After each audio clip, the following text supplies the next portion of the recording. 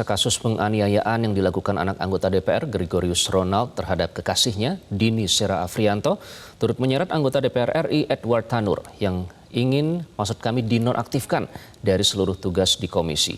Langkah ini diambil sebagai sanksi tegas sebagai tanggung jawab moral terhadap penganiayaan yang diduga dilakukan oleh anak Edward Tanur. PKB secara resmi menonaktifkan Edward Tanur dari Komisi 4 DPR RI. PKB mengambil langkah ini agar Edward berfokus pada penyelesaian masalah penganiayaan yang diperbuat anaknya. PKB mengaku sangat prihatin dan turut menyesali perbuatan pelaku.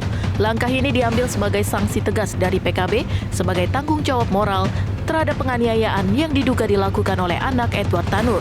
PKB juga menegaskan bahwa Edward juga tidak mempunyai posisi atau jabatan tertentu di DPP. Akan memutuskan sejak malam ini untuk menonaktifkan saudara Edward Tanur dari seluruh tugasnya di semua komisi. Jadi kita tarik dari komisi biar dia non-komisi untuk menyelesaikan persoalan yang menimpa anaknya ini. Karena kami sangat prihatin terjadi hal semacam itu. Dan kami berharap hati kami itu ada di korban. Sejak ditetapkan sebagai tersangka penganiayaan terhadap Dini Sera Afriyanto, kuasa hukum dari keluarga korban melaporkan Kanit Reskrim dan Kapolsek Lakar Santri ke Propam Polrestabes Surabaya. Kuasa hukum menilai kedua pihak memberikan keterangan yang terlalu prematur kepada media. Informasi bahwasanya tim kuasa hukum akan melakukan laporan secara hukum kepada pihak kepolisian, yakni Polsek Lakar Santri dan juga Kabag Humas Polrestabes Surabaya atas statementnya di beberapa media.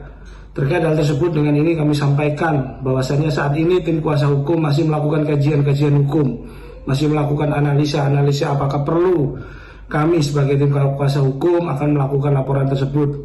Yang jelas, jika nantinya kami melakukan langkah itu, tentu kami akan menginformasikan kepada teman-teman media.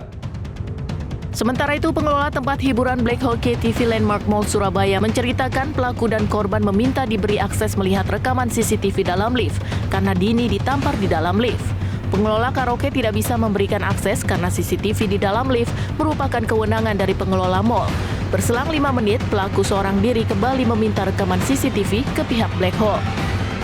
Nah, pada saat itu dihandle sama tim security kita.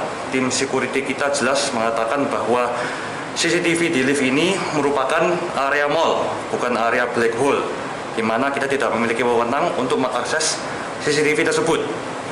Sehingga jika pelaku masih ingin meminta CCTV tersebut, silakan ke area manajemen mall. Setelah dijelaskan begitu, pelaku dan korban kembali turun ke bawah.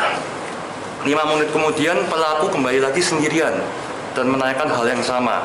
Tentunya kita juga menjawab hal yang sama, bahwa CCTV ini bukan di atas wewenang kita, tetapi wewenang manajemen mall. Dina Sera Afriyanti, 29 tahun, warga Kecamatan Cisaat, Kabupaten Sukabumi, telah dimakamkan pada Jumat pekan lalu di pemakaman tidak jauh dari rumah keluarganya. Korban sudah meninggalkan rumah di Sukabumi 12 tahun lamanya dan diketahui bekerja di Surabaya. Keluarga pun tak pernah mendapat kabar sejak korban berada di Surabaya. Tim Liputan Metro TV. Jelajahi cara baru mendapatkan informasi. Download Metro TV Extend sekarang.